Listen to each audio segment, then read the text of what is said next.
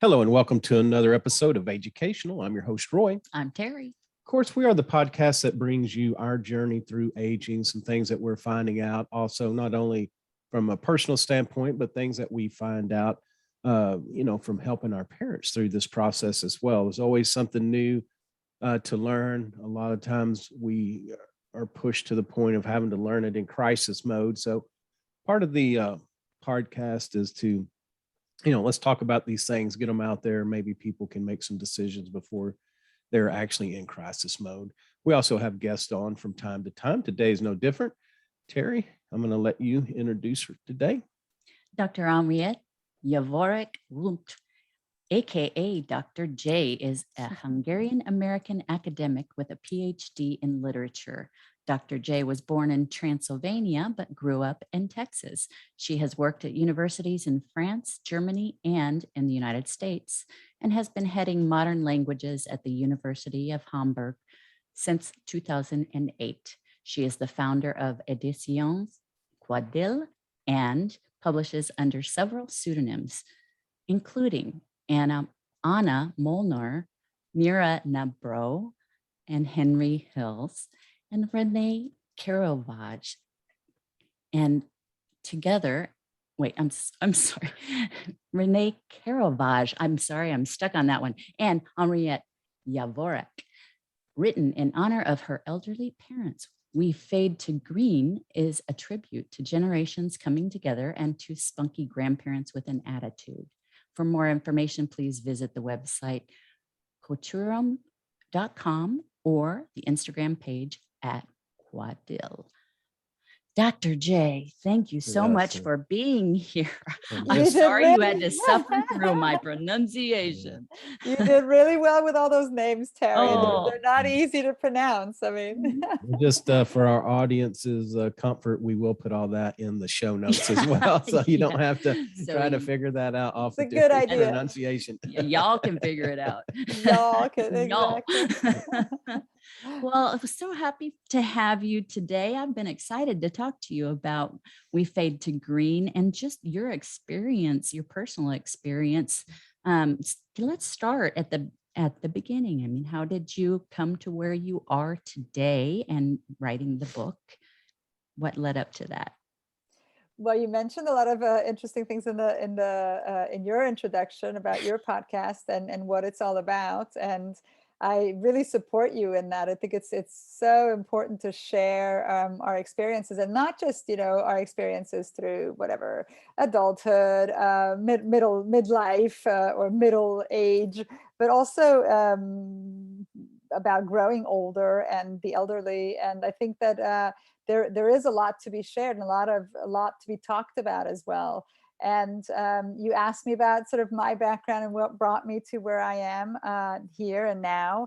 Well, one of the things that brought me to this and to my books and to my podcast, etc., is the fact that I'm an only child, right? So I'm the only child of immigrant parents. So that I think has always been something that's been very important in my life.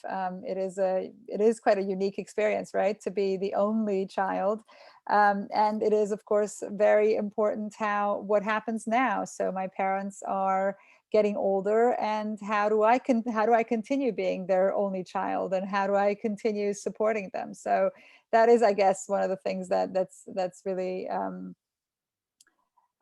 special about only children, and the fact that all the pressure then is on them to take care of their parents or to care for their parents. So for me, I grew up in Transylvania, which is part of Romania. It used to be, there's all sorts of historical details about Transylvania, but it used to be part of Hungary. Then it was connected to Romania, etc. When my parents were born, it was at that time Hungary. But by the time I was born, it was already Romania. My father was the National Olympic weightlifting coach to Romania. And he had political problems, partly due to being Hungarian, partly due to some of his political views about Transylvanian independence, other issues as well. And he felt the need to leave the country because he felt he was in danger. So he defected in 1982. And my mother and I were left in Romania and finally were allowed to join him in the US. So he defected to Germany and then applied for political asylum in the US. And once he was accepted in the US, then my mother and I were allowed to ask to reunify the family. So 2.5 years later, in 1984, at the end of 1984, we joined him in Texas, in Bryan College Station. He was wow. he was the strength coach for the Texas Aggies. He was. I was going to Oh, say, did He you was, become an yeah. Aggie? I became an Aggie through and through. I loved it. I loved the college spirit and the campus, and it was magnificent. And it was great to grow up in Bryan College Station. It was such a nice small town, and at the same time, sort of cradled between Dallas and Houston. So the big city flair as well. So then my parents moved to Kansas, and I went to high school in Kansas and went to KU afterwards. Ended up then studying in France, all over the place. And as fate will have it, I married a German man, so I ended up in Germany. So I'll fast forward a little bit. Wow. And so now here I am in Hamburg, Germany, with 3 children and a husband, and everything is here: my house, my career, everything. And it's years later, and my parents, who are very, very dear to me, and like I said, this only child experience of being so close to your parents and being such a small nuclear family, the immigrant side of it as well being so significant, because it is different. It would be different if my parents still had their high school friends, their college friends, their extended family in the States with them. Right. But it's different. I'm an only child, and they're my only actual connection. They of course have friends, and they're completely integrated back home in Kansas, but they don't have these roots, right? So now the family is divided, and has been for a while, but it wasn't such an issue when everybody could travel easily. But with growing age, it has become an issue. And now with COVID, of course, it was, we haven't seen my parents in 2 years. And that's been absolutely heartbreaking. And you talked about crises. Well, and the book as well. And here I have the book. Here we go. So I promised Terry I'd show it. So. Yeah.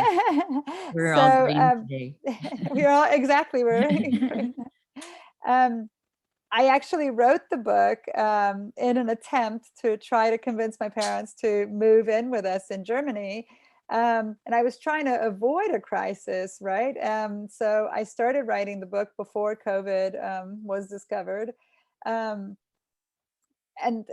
unfortunately COVID did hit, and we were in this crisis, or are, I guess, still in this crisis, where we were just separated from my parents for 2 years. So I do think it would have been important to have thought about it even beforehand, and I wish we had even come up with a better solution. So Are your parents, may I ask, what age are they? Are they in their 80s, 70s? my parents are late 70s, so 70s, they're okay. 78, exactly. Okay. Yeah. So do you think that they want to stay in Kansas because that's their home, and that's where they want to retire and stay forever?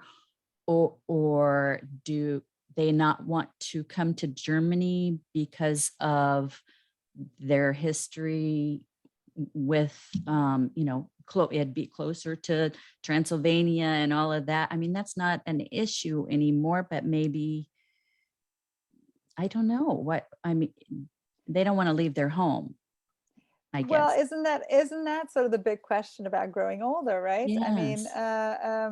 I think the Change. decisions you make in your 50s, 60s, maybe even early 70s might be slightly different from the decisions you're going to make in your late 70s, 80s, etc. And I think a lot of it is based on health and strength and sort of the things that you're still able to do, the things you'd still like to do. Yeah, no, it's an ever-changing dynamic. I think my parents feel very, very integrated and very much at home in Kansas.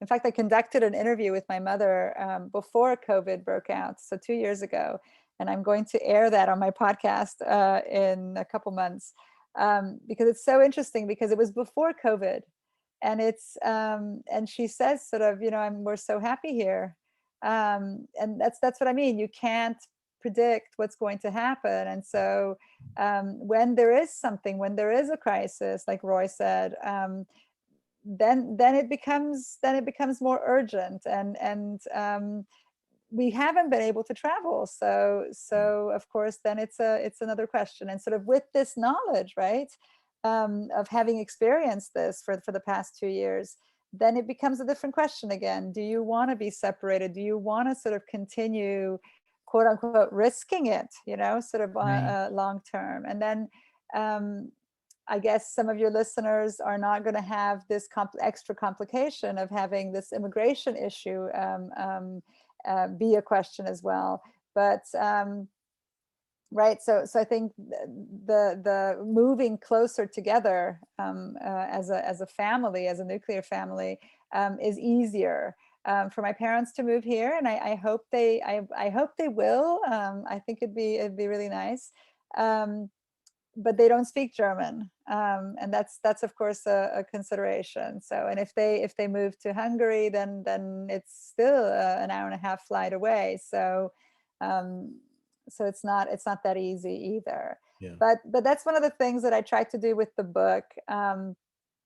For those who are considering, I mean, I'm a big advocate of 3 generations living together. I really think that's where life makes sense, sort of where the grandparents and the parents and the grandkids, they're living together, enriching each other's lives, helping each other. When I speak about moving together with my parents, it's not just that I want to help them. I think they would be immensely helpful to us. And it's not always just, it's not always these technical things or these specific things. It's not only about cleaning, cooking, making money, or doing homework with the kids. It's the emotional support, it's listening, it's being there. So it just goes way beyond that. And that's one of the things that the book really tries to show, is that right in the book, I tried to kind of twist the situation around because I wanted to be free and I didn't want it to be completely autobiographical. Right. So I have the daughter living in the US with her 3 kids and her husband, and the grandparents living in Transylvania still. So I just kind of turned it around. And so the parents are supposed to be 80 years old or so, and they just can't get along by themselves anymore. So they decide to move to the US to live with their daughter. And it was important for me to talk about language issues, cultural issues, generational issues. And so they face all this in a, still in a humorous way, because the audience or the reader is allowed to be removed from it. It's a bit of a fairy tale. It's still kind of, the characters are somewhat exaggerated, and so it's not as dramatic as it would be in quote unquote real life. And they face all the difficulties, and everything goes wrong at the beginning of the book. And then they learn to come together. They learn to listen to each other. They learn to value each other's gifts and each other's opinions, even if they disagree. There are, for example, scenes where the grandfather, the Apu character, has very different political views from his son-in-law. And so they agree to Uh-oh. sort of talk about, but that's the thing, that's the key. They agree to talk about these things to a certain point, and when they can't anymore, they just kind of go and run it off, and Right. Oh, and they continue trying to convince each other. They continue trying to speak to each other.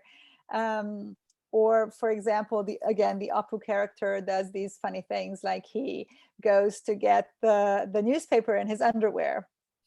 And so the homeowners association has some problems with this. So there too, they decide to reach a compromise. So instead of going in his underwear, he gets himself 7 pairs of swim shorts, that he different colored swim shorts, and so he goes in his swim shorts out and gets the newspaper in those every morning. I don't know if that's an actual suggestion, but I think the lesson out of it is sort of trying and continuing and communicating and keeping it up. So That's interesting. And one thing I was just going to even back up to the very beginning is I think there are special challenges um, for being an only child, oh my gosh. but then being an only child and distance, it just compounds that, I'm sure. absolutely, and but at the same time, I mean, yes, absolutely. I think the relationship is a lot more possibly intense, also growing up. The separation already when you go off to college, when I went off to college, was also a lot more difficult. And keep in mind that sort of my children are my parents' only grandchildren as well. So it's Wow. not just me, but there are no other little critters running around Yeah. either. So this is it. At the same time, I think that no matter what family you come from, the family dynamic is always difficult. Whether you're 2 or 3 or 4 or here or there, there is always, everybody's own little life is difficult to him or her. So this is just mine. Yeah. So I think it's awesome that you've been able to intertwine that into everything, it seems, that you're doing, your life's work, and have kind of come to, the part about getting them, trying to convince them to come here, that everybody wins. I mean, it's not just a decision that they can make unilaterally. It's something for everybody, because you are the only child and you have their only grandchildren. And if they're going to be able to be a part of that, which you want desperately for them to be, so they can learn from their grandparents, their heritage, and all of the old stories of them growing up, and just all of that is so important. And oh gosh, I I applaud you for trying to take on this huge. I mean, what else can you do? You're the only one. and I think that's really sort of important. This oral history, that we Yeah. communicate by just talking to each other, by sharing each other's families, is something that we shouldn't lose. In the book, for example, the grandmother and the grandfather love to tell stories, and they get in trouble with their stories. I won't tell you more. Uh-oh. I hope some people will read the book, but so they, but again, it's a generational and cultural gap. And again, it doesn't matter. So let people get in trouble. I think it's Oh, right. okay. And so the grandfather gets himself into these little stories, and he tells the kids things that maybe the parents wouldn't have wanted him to say, and it becomes a conflict. But but I won't tell you about this part, because I really hope you'll read it. But there's, at the end of book 1, at the end of the first part, all 3 kids get into just massive amounts of trouble, partly because of the grandfather and the grandmother and the stories that they've been telling him, and the messages and sort of the things that they've been encouraging them to do. But again, it's this influence is not negative. It's just an influence. And Right. there is not this pointing and blaming. It is just the process of growing up. And it's the process of the grandparents also learning to really know their grandkids. I think sometimes we expect, well, whether it's grandparents and kids, or parents and kids, we often expect to sort of know each other just because we're the same genetic material, or the same Right. genetic background. But it takes time. People have to spend time, just spend time together. So that's, so sort of, it's the same thing, that the grandparents can't possibly know what their grandchildren, how their grandchildren are going to react, or what they shouldn't tell their grandchildren because of this or that, unless they do spend time, unless they actually experience each other. So that's also, I think, one of the messages. Yeah. And well, and with my, I have 3 siblings, and it's funny how I didn't realize that I was doing it, as far as I wasn't really setting any rules for my parents to not share certain things. I mean, I want them to share everything they can with my kids, so my kids knew who they were and where they came from, and all their stories. I mean, there's, um, older people tell the best, they're the best education that we have. There's just no ifs, ands, or buts about it. You can just learn so much from them. And it just kind of seems like, when everybody all the kids in my family started having kids and they got older, all of these, there weren't rules set, but it's like, okay, this is kind of not what we do today. This is what's happening now. And that's what happened then. And let's see how we can just, put them together and be cohesive, and not cross any lines and make each other mad. And that's not what they were trying to do. They weren't trying to make anybody mad, and they didn't think there was anything. I can't even give you an example. It just seemed Well, like there were some kind of rules, but not really. Two examples from We Fade to Green are the cursing and Uh-huh. spanking. Oh, yes. Okay. So, for example, the Apu character loves to curse, and he's just has a potty mouth in English and in Hungarian. He's just going around cursing around, and and of course, the father character does not appreciate this and doesn't want the children to repeat any of these words, and the kids are shocked and at the same time excited. And so this is also something where they reach a compromise where he's going to be allowed to curse in Hungarian but not in English. Okay. Well, and then they learn the language that way. That's kind of how I did it when I was little. My dad was in the service and we were in Germany and Belgium. So, that's what I was a little kid, up till 12. And that's what I remember, all the curse words. Well, there you go. There you go. So I can speak all those languages. See, well, but you learn the pronunciation with it, Yes. Whatever it takes. Right. Oh, And the issue of spanking, for example, I think that's also something that cultures disagree on, and generations definitely disagree on. And for example, the Apu character in the book, he always calls it beatings. And so everybody kind of cringes around him, sort of, and he sort of says, "My father used to beat me," and they're like, "No," and so it's just.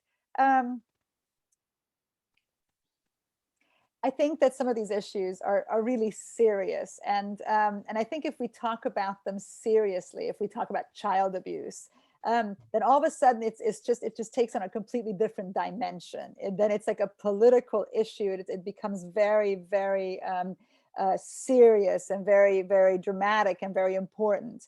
And in the book, it's still this little fairy tale, this little alternate universe, of these Transylvanian grandparents. And so you can talk about some of these issues with a lot more lightheartedly. And sort of, it becomes very clear that sort of what the grandfather means is sort of like a little tap on the butt, and not in any way or shape or form any beating or anything like that. And and this kind of being discussed in the book as well, sort of what is meant by that, and what is important, and so I think that's also something that's I think sometimes we shy away from speaking about these things because it's very difficult to speak about it. So Yeah. So how long have you been separated, or how long has this dialogue been going on? Because what I'm wondering about is the change over time, because I can just imagine how the conversation goes is when your parents were younger, maybe in their 50s or 60s. Yeah, we're gonna, retire and get around to, we'll come over. And then, as you grow older, it's like those things that you thought you might want to do, you become where it's like, not really going to do that. I'm just wondering, did that dynamic change for y'all, over the last 10 years or so? well, sure. I mean, like I said, it's we used to be able to travel a lot more, so Right. so it was easier for my parents to come once or twice a year, and for us to go back, and so, or for us to meet somewhere. So they were a lot more mobile in that sense. I mean, like I said, the biggest thing that happened was COVID, that everything was just shut down. So well, maybe I can rephrase that. Maybe prior to COVID, did you want them to still, was the thought that they would come move over there even before COVID? And then I just wondered, with them aging, did that play a part in maybe them becoming more resistance as they went through time? Yeah. I'm just thinking about me. It's like, okay, next somebody says, let's go out to eat next Friday. And today is Saturday or Sunday. And you're like, yeah, that really sounds good. But then as you go through the week and things pile up and this goes wrong, and then all of a sudden, like Thursday night, you're like, ugh, I just don't think I can go do that. So I guess I'm kind of wondering, does that, were your parents, was there even talk about them moving? Maybe that's where we should start. Was there even talk about them moving to be closer to y'all, pre-pandemic, like 5 or 10 years ago? It's always been discussed. Okay. So the idea of us living together was always the plan, has always been the plan. Okay. So when we bought our house as well, that was a huge consideration. So there's a whole little wing that's basically theirs. Oh, cool. So Grandparent wing. that's their little wing, so they can move in anytime again. So Well, if they're listening, they can move in any day. I was gonna say, maybe we should come. think about surrogate grandparents until they There get you ready. go. Yeah. So but it does change, I mean, it does kind of continue to change. So and it's been kind of like an up and down, when the kids were born, then it's like they were going to move over right away, but I have to say that we've done our share of complicating it a little bit too, because we've been over there and we've been back, so it's kind of difficult to know. Okay. But absolutely, for me, I think I really hope that just like in the book, there is utopia is possible. I think our own little utopia, our own version of utopia, and that's what's sort of depicted at the end of the book. The family does come together. In fact, the whole community comes together. So it's not just the example of this one family, but the families around them also kind of take the example, and it kind of trickles down and expands to the entire community. So I think that is something that we are quite capable of doing. I think we are capable of speaking to each other and continuing to try to reach each other across generations, across cultures, across ages, across countries. So yeah, have your parents, have they been healthy so far? I mean, pretty healthy up till now? They're healthy. They manage on their own, sure. Yeah. So doing it now would be much better than waiting until some kind of crisis happened. I mean, yes. I don't know. I mean, who knows? Yes, sure. I would think so. Yes, but again, I'm thinking of friends of ours where the grandparents moved in with them much later. Once they had absolutely no other choice. Maybe that's then easier even. So I don't know. I don't think there's a formula. I don't think that you can just say Yeah. when is the right time. I think it just kind of, when do you get married? If you get married, when do you have kids? If you have kids, and when do you move in with your kids? If Yeah. you move in with your kids. So I don't know. I mean, it's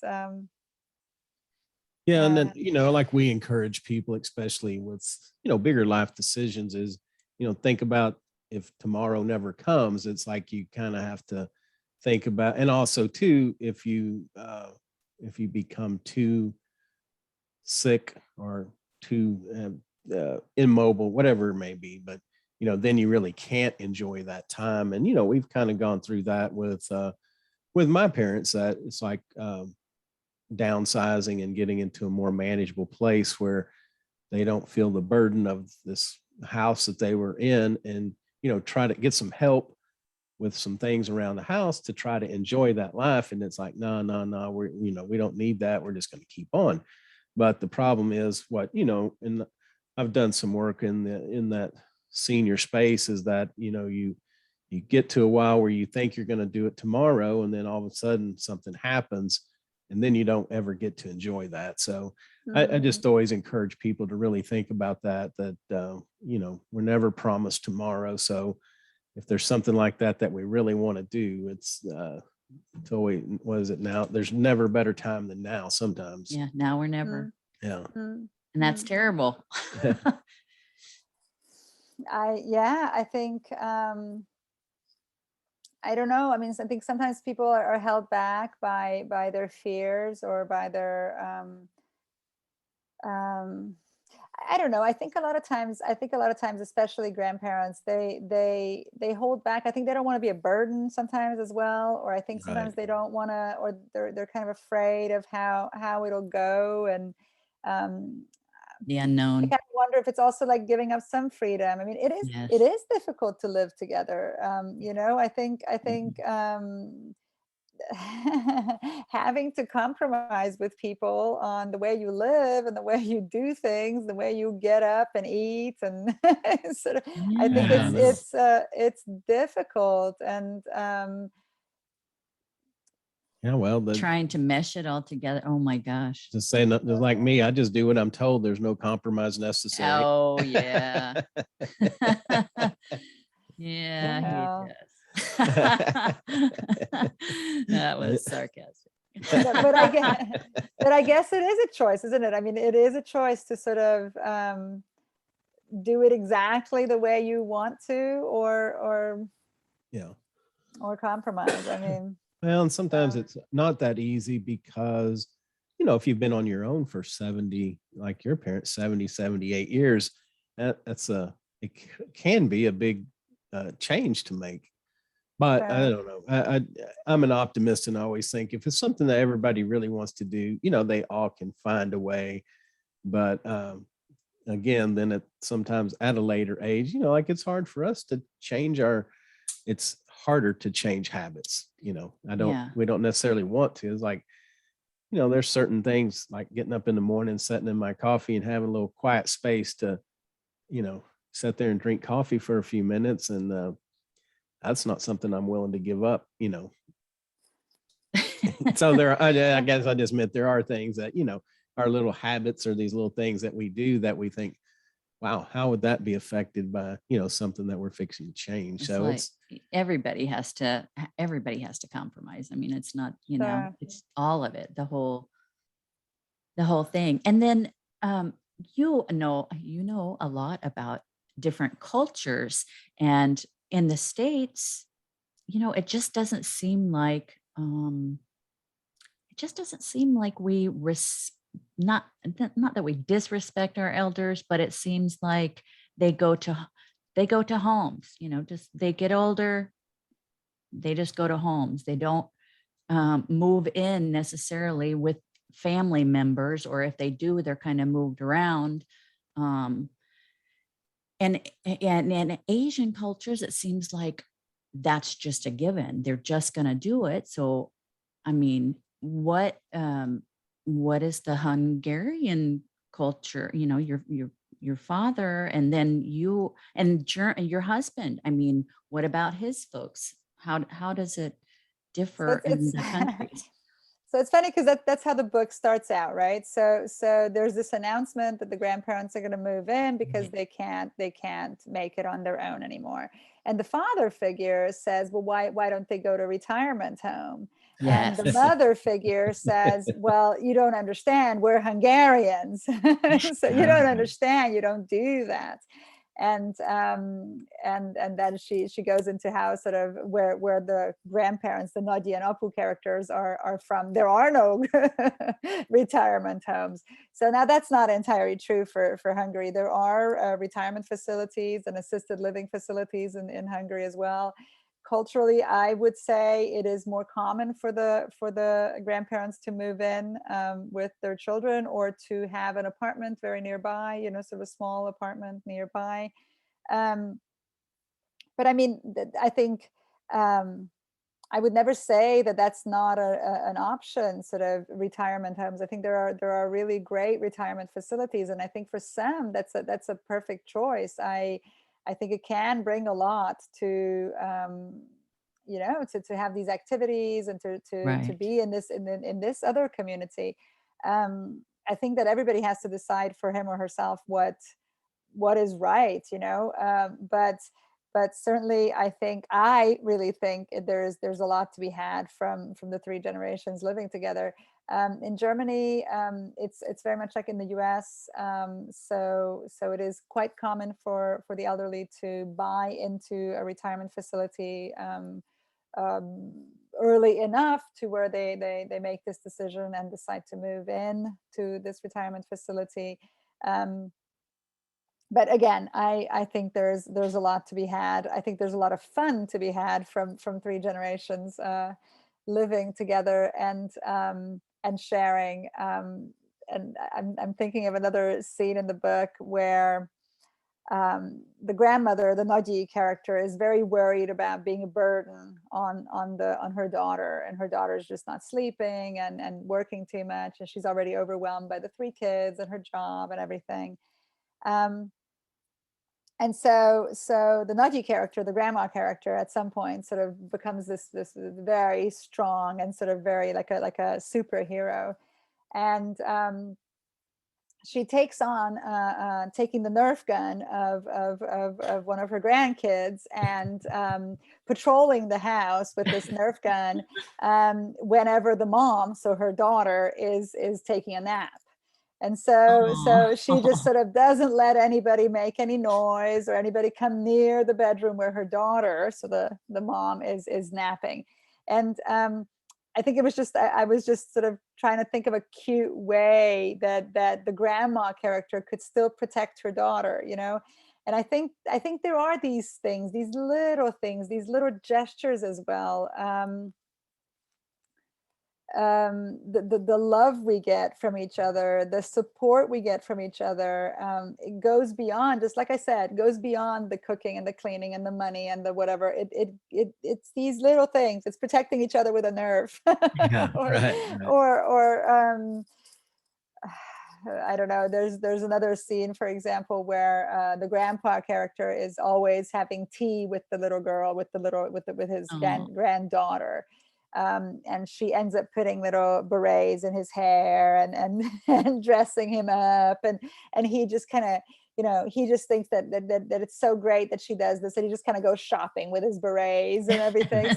So even things like that, you know, sort of playing with kids, having the time to sort of do silly things with each other, I think also that is just so valuable. And they've earned the right to spoil their grandkids, Sure. or, you know, just spoil them and give them back if that's the case.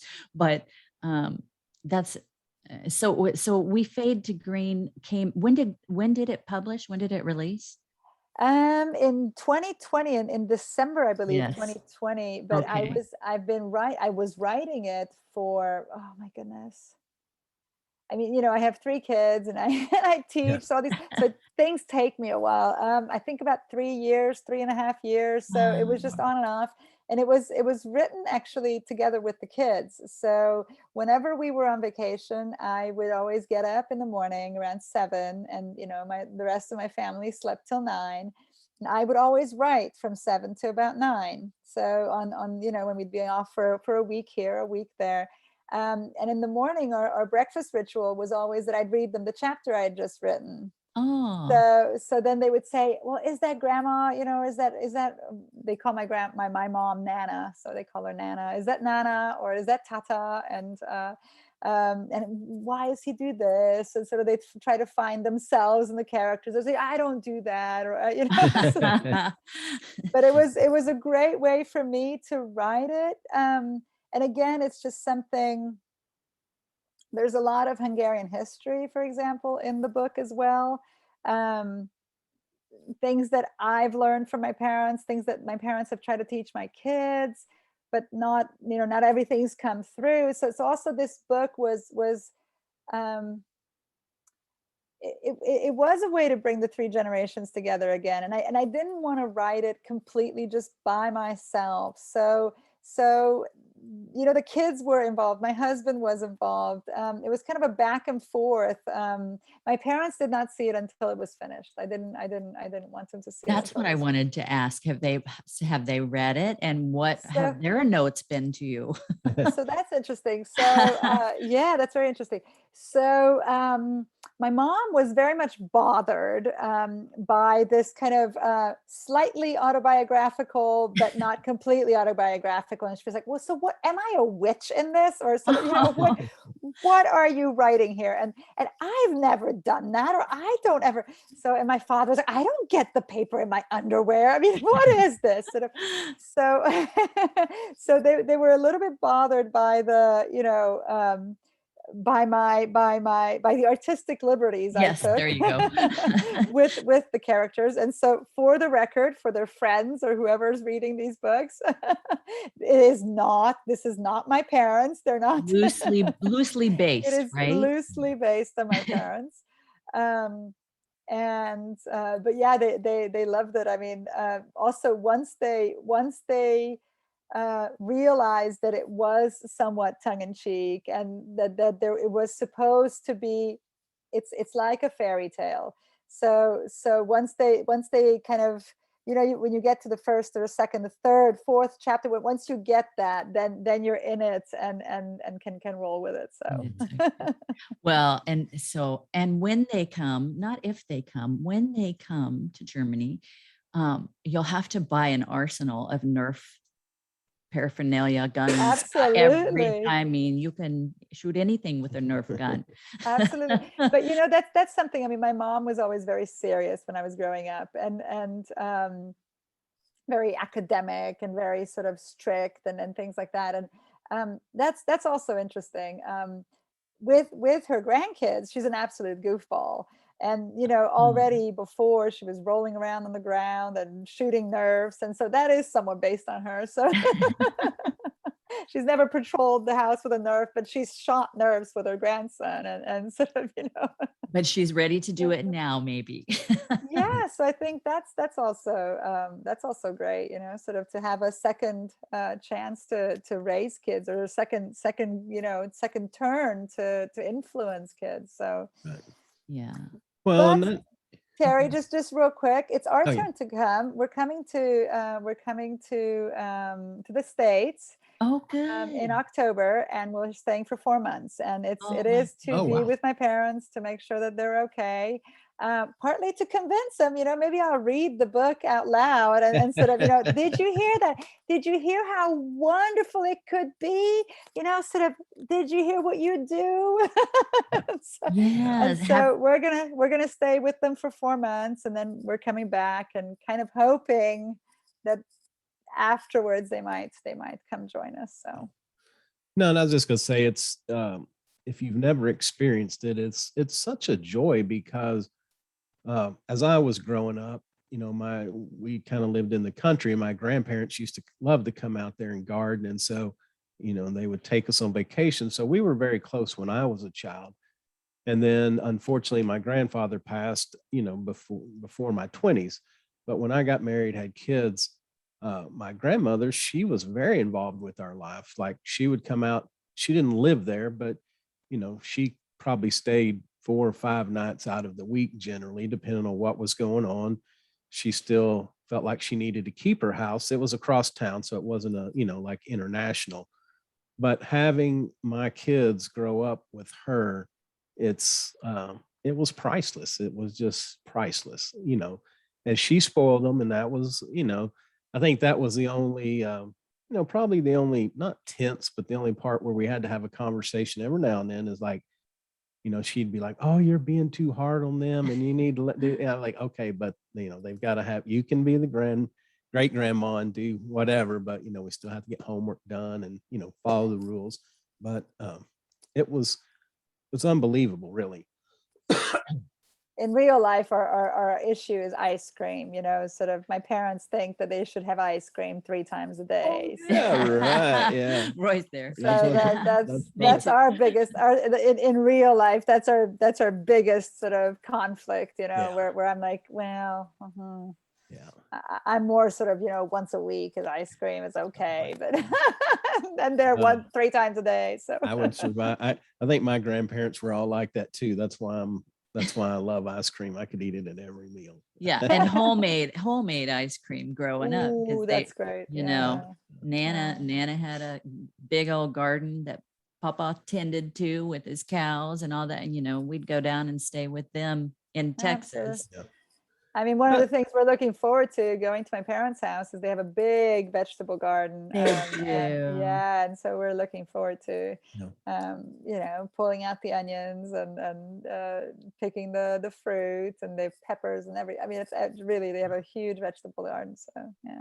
Yeah. And it's, the value, I think, is history. My kids got to learn it firsthand. They could ask questions. They got to know how she grew up. I mean, it's interesting. We're not that far removed that, she grew up in a little bitty brick town not far from here that, they had dirt floors. And, for my kids to really understand where she came from. And then when we cleaned out her garage, she had glass jars and pie tins that were, kind of thin coming through the World War II.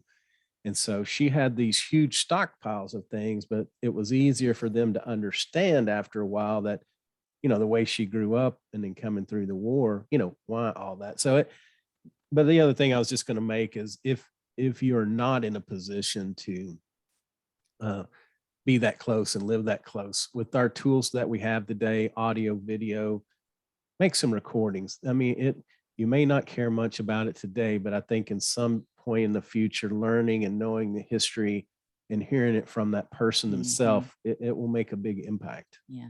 And FaceTime and Sure. Go ahead. Well, one of the things that my father has done, he did it in my late 20s, and now he's redoing it.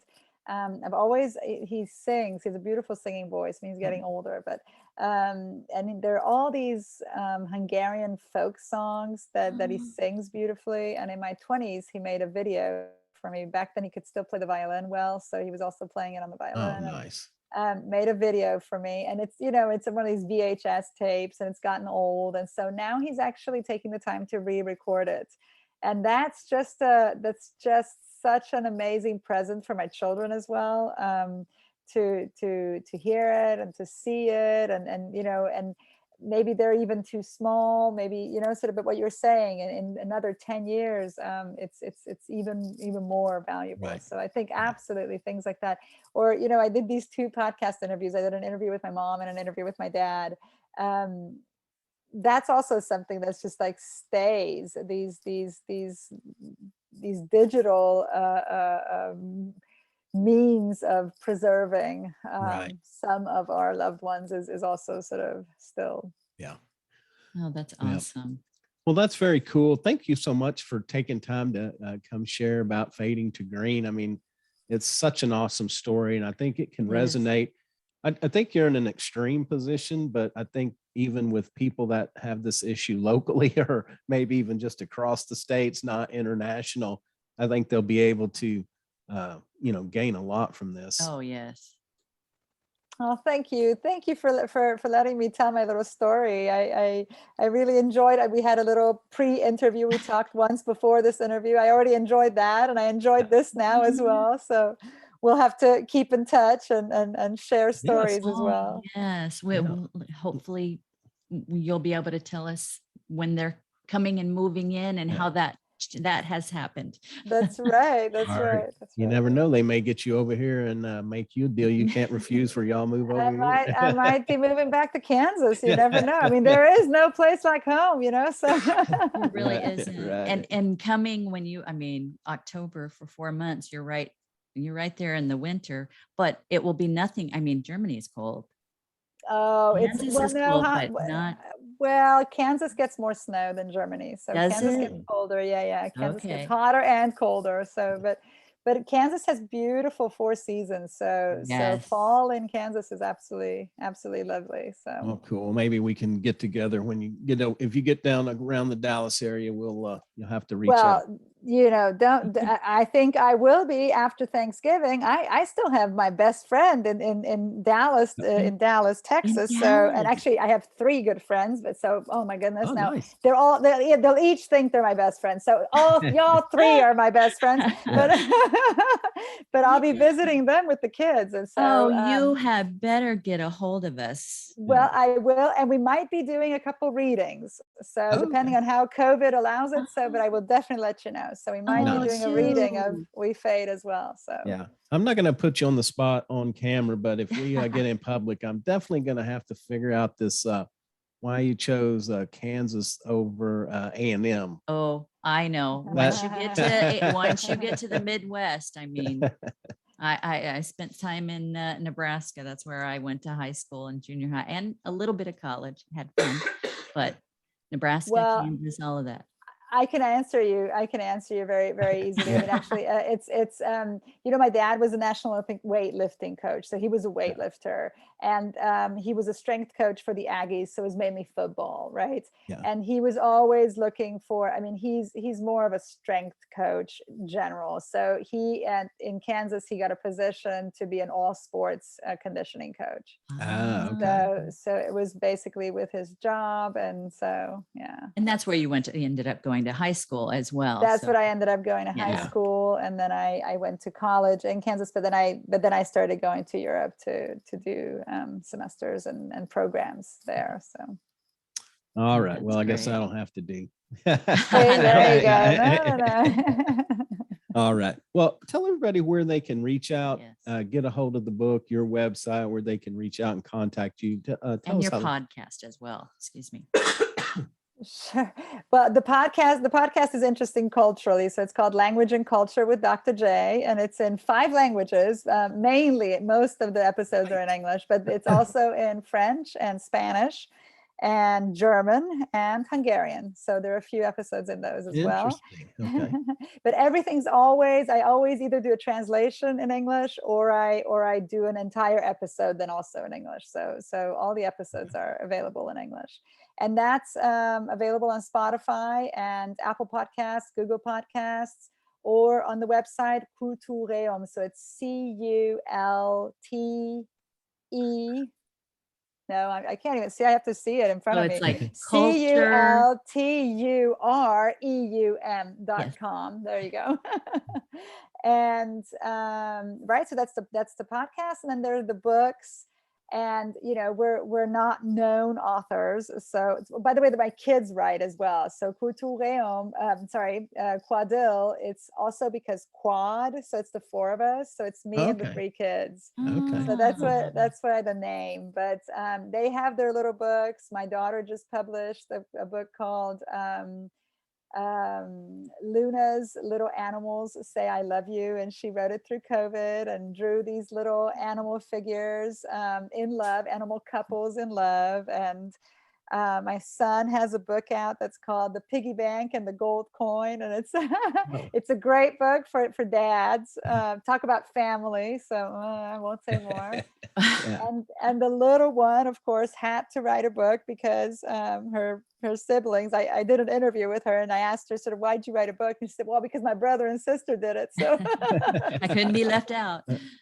what do you mean? I mean, That's and great. hers is called Magical Easter Eggs, and it's all about a family being down on their luck and then having a little bit of Easter magic help them out. So I love and it. so because we're not known authors, the best thing to do if you want to buy our books is to get on our Instagram page, because the books are all linked to Amazon. So it's the easiest way to find us, and that's at Quadylle, so Quadylle. The books are also linked on the Cultureum, CULTUREUM.com on our website as well. So that's the best way to find us. So, Okay. Yeah, we'll include all those in the show notes too. that'd be Make it great. easier for Thank everybody you. to follow that. Absolutely. All right. Well, thank you again for your time. We appreciate it. It's been a great Yes. talk. That's Thank going to do it for another episode of Educational. Of course, I am Roy. I'm Terry. And you can find us, of course, at www.ageucational.com. We're on all the major podcast platforms, iTunes, Stitcher, Google, Spotify. If we're not on one that you listen to, if you'll reach out, I'd be glad to get it added to make your listening easier. Excuse me. We're also on all the major podcast platforms, on all the major social media platforms. We probably tend to hang it on Instagram more than others. We'd love to interact with you there as well. A video of this interview will go live when the episode goes live. So check out our YouTube channel as well as some of our past guests. Until next time. Hold on a second. I've thought of something. Okay. What about her what our wrap-up question? Oh, yes. We forgot this I'm sorry. part. That's fine. So what is a tool or a habit that you use during your daily life that adds value? It could be professional or personal, just something that you feel very strongly about. What direction are you looking for? Sometimes it's like maybe journaling or exercise, or Meditation. like somebody has a cool meditation app, just, anything like that. Okay. So you asked me how, at the very beginning, the very first question you asked was, how did I start doing this? And so I don't know if you've read anything in my bio, but I had cancer about 6 years ago, and 5.5 years ago. And I lost my voice in the process of treatments and et cetera. And that's kind of how it all started. That's how it all started with the podcast and the books, just kind of, wanting to have my voice be heard. And with that, one of the things that I learned to do was, and I think that's also really important. I was kind of divided, I was always divided: my job, my kids, my husband, my parents, the house. We had a dog then as well.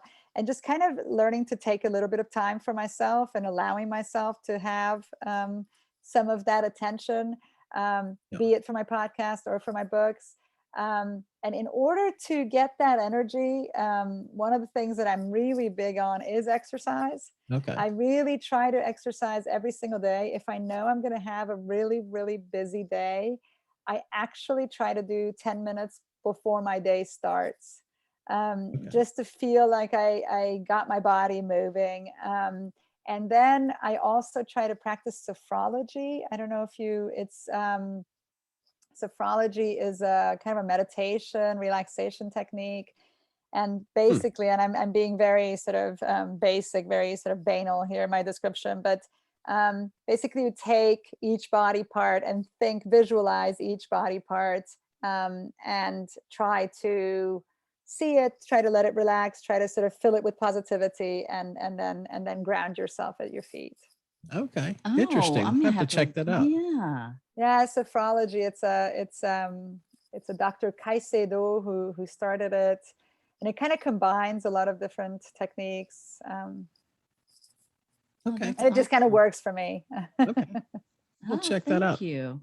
yeah, we're always looking for other things to, kind of help us wind down and relax. So that sounds great. All right. Well, thanks a lot. We appreciate it again. And I guess we've done the wrap up. So we'll just say, we'll just say our goodbyes, and we look forward to seeing you later in the year. Absolutely. Thank you so Okay. much. Thanks. Bye-bye. Thank you all for listening too. Thank you.